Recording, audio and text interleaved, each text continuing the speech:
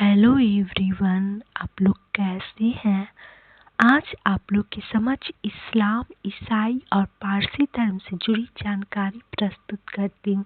इस्लाम धर्म के संस्थापक हजरत मोहम्मद साहब थे।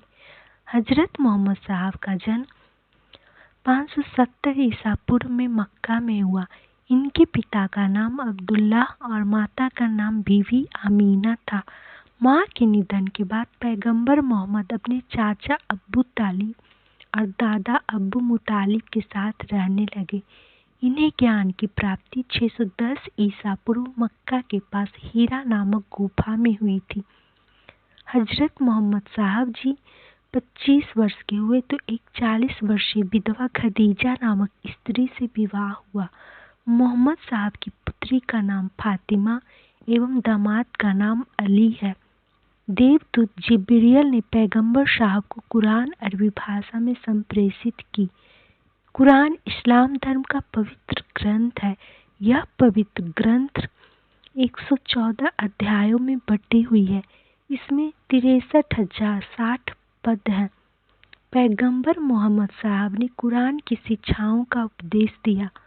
हजरत मोहम्मद साहब की मृत्यु 8 जून 632 ईसा पूर्व को हुई। इन्हें मदीना में दफनाया गया। पैगंबर मोहम्मद साहब के उत्तराधिकारी खलीफा कहलाए। इब्न इशाक ने पैगंबर साहब का जीवन चरित्र लिखा। अब मैं आप लोग से ईसाई धर्म के बारे में बताना चाहूँगी। ईसाई धर्म के संस्थापक ईसा मसीह हैं। इनका प्रमुख ग्रंथ बाइबिल है। ईसा मसीह का जन्म जेरूसलेम के निकट बैथलेहम नामक स्थान पर हुआ था। ईसा मसीह का जन्म दिवस पर क्रिसमस के रूप में मनाया जाता है। ईसा मसीह की माता का नाम मेरी और पिता का नाम जोसेफ है। ईसा मसीह ने अपने जीवन के प्रथम 30 वर्ष एक प्रही के रूप में बैथलेहम के निकट नाजरेत इजराइल में बिताए।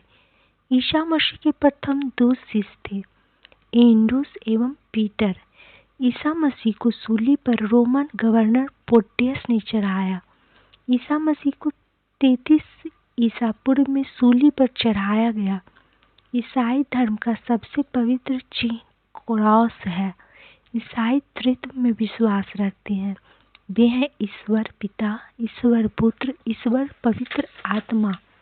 अब मैं आप लोग महत्वपूर्ण टॉपिक पारसी धर्म के बारे में बताना चाहूँगी। पारसी धर्म के पैगंबर जरतुष्ट्र ईरानी थे। इनकी शिक्षाओं का संकलन जेंदा अवेस्ता नामक ग्रंथ में है, जो पारसियों का धार्मिक ग्रंथ है।